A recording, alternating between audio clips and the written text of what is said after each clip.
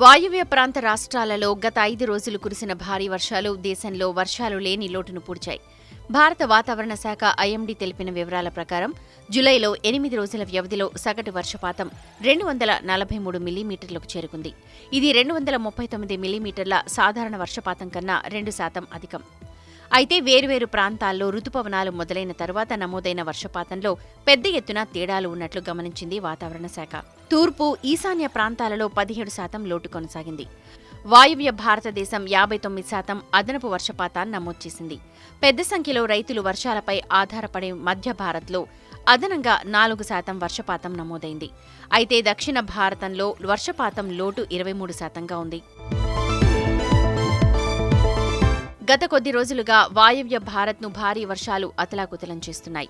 ముఖ్యంగా ఢిల్లీ, జమ్మూ కాశ్మీర్, హిమాచల్ ప్రదేశ్, ఉత్తరాఖండ్, హర్యానా, పంజాబ్ రాష్ట్రాల్లో వాగులు, నదులు ఉధృతంగా ప్రవహిస్తున్నాయి.